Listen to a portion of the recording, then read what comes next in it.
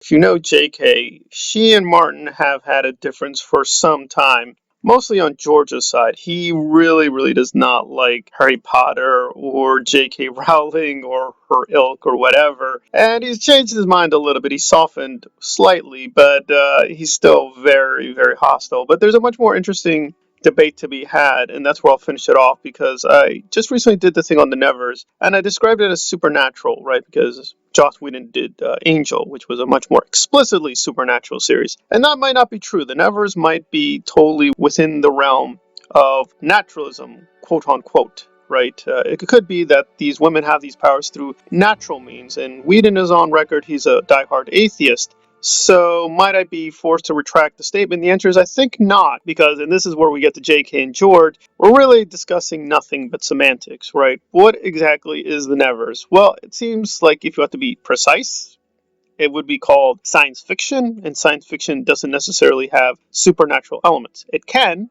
it doesn't preclude them, but usually science fiction does not treat supernatural events for the most part, right? I mean, you can have like a team of investigators looking at ghosts, but from a science fiction angle, you don't really believe in ghosts themselves. You're just looking at ghosts as a phenomenon of the natural world, etc., etc. We can just go on this for a long time. And George's issue with JK is that she herself does not call herself a fantasy writer. She doesn't like fantasy, and she doesn't even recommend fantasy. When you ask her, well, what are your favorite books, or what do you like to read? She often cites literature, and so she thinks for herself Harry Potter is literature. It may be juvenile literature, right? Literature aimed for children, but it's not fantasy in the He-Man sense, right? It's not She-Ra, right? It's not meant to be this, you just take the sword and you fight the evil thing and it's you finish it. So she doesn't trace herself back to Tolkien, and George does. So he kind of feels insulted at two levels. One is that you're making all this money, billions of dollars, and quote, a field you don't even like or respect.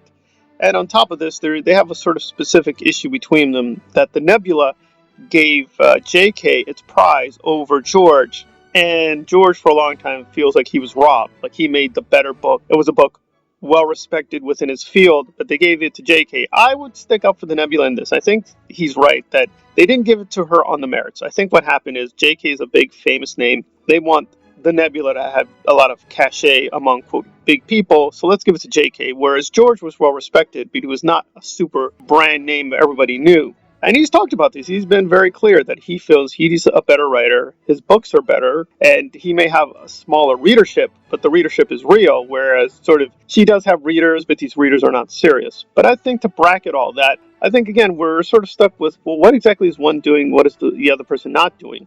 We can all agree they're both doing genre fiction, but beyond that, you have to specify the genre.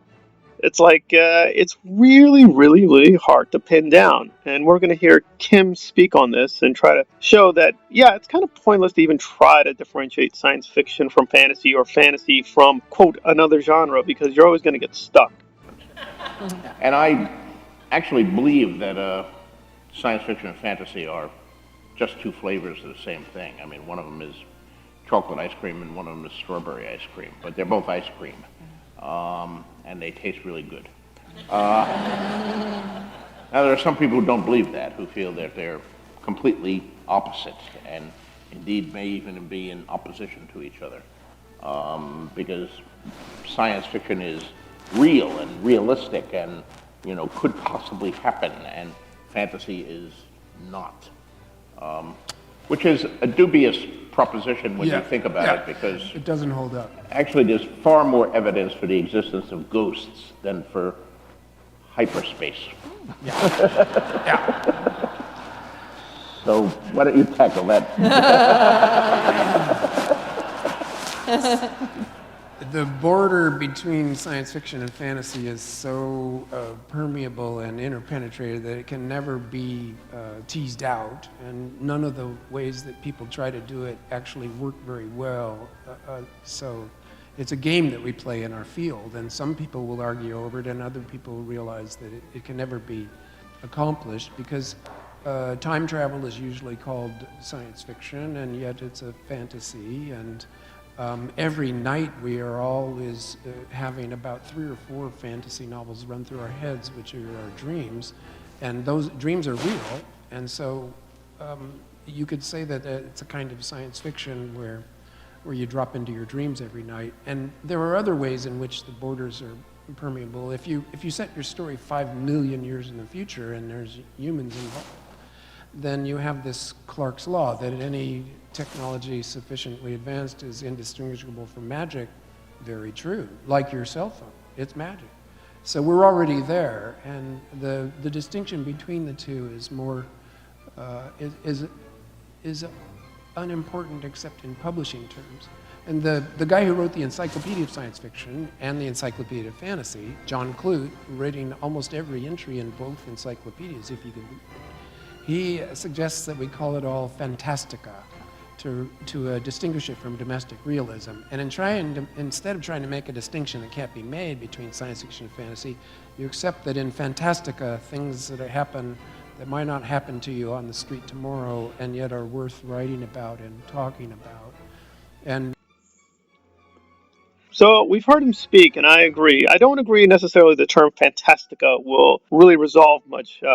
I do like the term, but I just don't know if it will resolve it as much as he thinks it does. I've been playing around myself because I'm working on some fantasy novels, but they do have large amounts of science fiction, and so if you have to ask people, what are you doing? Well, I guess I'd have to call them fantasy. Again, as he notes, it's really for the publishers. If you just want to sell the thing, you say, well, what is this? It's a fantasy novel. But if you have to go into it to be like, well, it is fantasy, but it's not fantasy. It's got other things in it. And say, I don't care. Well, what is this thing? Okay, it's fantasy. If you have to label it fantasy, you sell it as fantasy. But the story itself is not really, strictly speaking, bound by that kind of word. And when we get to the Nevers, I call it supernatural. Will I be forced to take it back if it's revealed as completely natural? Like, it didn't even have anything to do with gods or demons or blah, blah, blah. I'd answer probably not, because kind of people know what I mean by supernatural. It doesn't mean literally it has to have whatever you want to say, gods or angels or demons. That's a very constricted notion of the supernatural. We kind of know a supernatural, like a science fiction event, is something that is natural, but then it takes this extraordinary leap